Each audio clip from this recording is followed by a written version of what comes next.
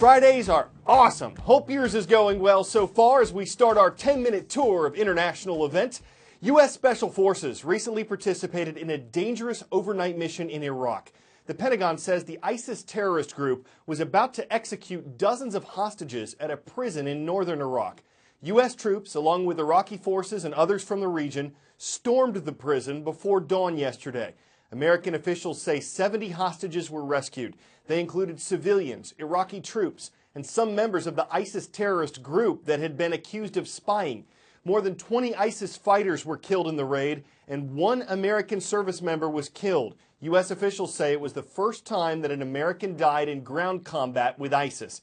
In 2014, President Obama had pledged that no U.S. troops would be involved in ISIS ground combat, but he later said that special operations forces could play a role in certain missions. In Washington, D.C., former U.S. Secretary of State and current Democratic presidential candidate Hillary Clinton testified on Capitol Hill yesterday. A congressional panel was questioning Clinton about her decisions as secretary when a U.S. compound in Benghazi, Libya, was attacked on September 11, 2012. 4 Americans were killed. Several investigations and hearings involving Clinton have been held since then. Republicans on the panel say there are still serious questions for her to answer about what happened.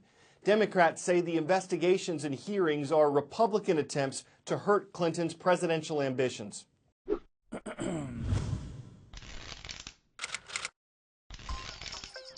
There's a lot of talk these days about startups springing up in Silicon Valley and New York and everywhere in between. But before a startup can get started, it needs money. That's where venture capital, or VC, comes in. So what is it? Venture capital is a high-risk investment. A brave investor looking for a big profit gives money to a cash-hungry young company in exchange for a piece of that business. Their plan? Sell that stake at a huge profit once the company starts making money. Now, that might not sound much different than investing in stocks, which are tiny pieces of huge companies. But here's the main difference.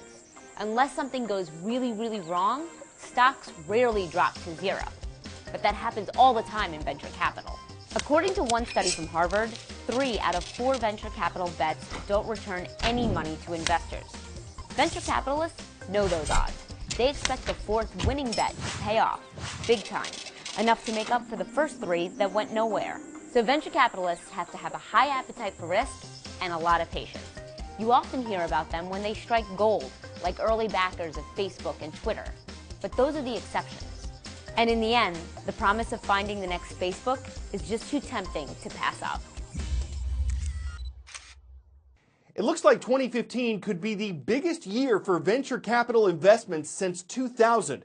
So far this fiscal year, investors have put up more than $47 billion for startup companies. The last time so much money was invested was during the dot-com bubble, which saw immense funding, some of it reckless, for new internet-related companies.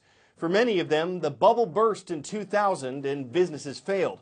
But others, like Amazon.com, survived and became immensely profitable. What are venture capitalists investing in now? A lot of technology, healthcare, and media companies. But the companies that are getting investments are fewer and farther between than in previous years.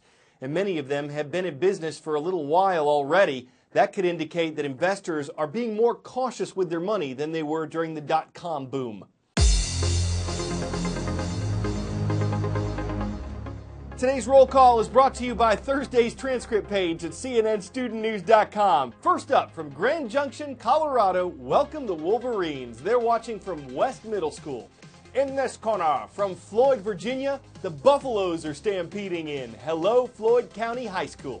And all the way from Southwest Germany, we've got the Wolves today from Patch Middle School in the city of Stuttgart.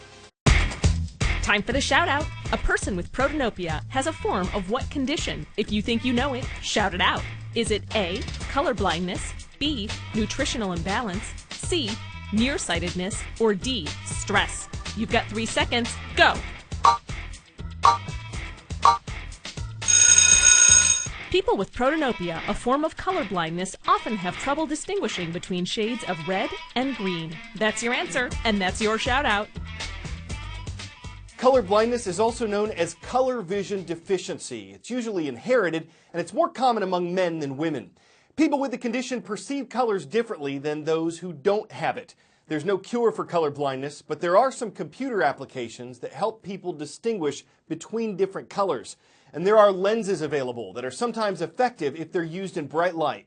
If I make a steak, I'll bring it in thinking it's totally done, and it'll be really rare. I just can't see that it's red. It's probably unhealthy. So I'm out with a couple of CNN producers who also happen to be colorblind, and these glasses are supposed to help with that. Okay, I think these kind of work. Let me explain color blindness, because it doesn't mean that you see the world in black and white. It means that some colors may seem a little duller and others may just blend together. And it's not as rare as you might think. It affects between 8 and 12% of men and up to 1% of women in the US. I definitely see more shades. Like that tree that looks kind of yellow looks actually more orange. That one back there? Yeah, that one back there. Uh-huh. And this one I can know is a little bit darker than that one. According to their online test, Jack's eyes absorb too much green light.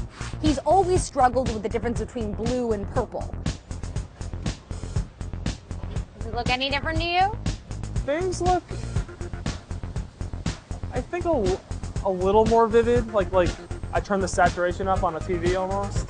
Wendy's eyes, on the other hand, don't absorb enough green light. Before, could you see like the difference between the trunks and the trees, the leaves? No. And now I can. Now you can see that? Yeah. That's amazing. They're both forms of what's known as red-green color blindness. The thing is, though, it's kind of a misnomer. Seeing too much or too little green changes the way you see other colors. Purple and blue, for example, can start to blend together. What color are those flowers behind us now? Those look purple. They're purple. Yeah, Now take them off. What color do they look like? they look blue. The glasses work by shielding your eyes from the part of the spectrum where red and green overlap the most. Granted, this is a blue-purple, but it's definitely purple. And it gets a little more purple with them on. I wouldn't say it's a big change.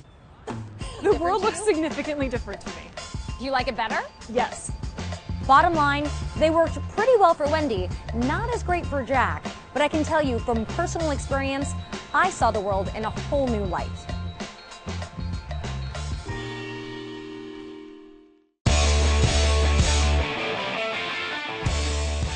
We've all been there. You get to the edge of the diving board and you're just not sure yet you want to take the plunge. This penguin, he's in the same boat. He gets up to the edge and then, nope, I'll waddle back on over here for a while. Then he tries again, just about, nope, not gonna do it. He'd be a lot more graceful in the water if he'd just get in, but there's something unseen working against him. It's called gravity, and it eventually wins. Beforehand, he kind of looked like a fish out of water. People were asking, what'll he do about this? They probably expected him to flip out. And he was like, look, it's flightless, not frightless, and maybe I just don't want to get burned by swimming in my tuxedo. I'm Carl Azus, and that's Friday's edition of CNN Student News.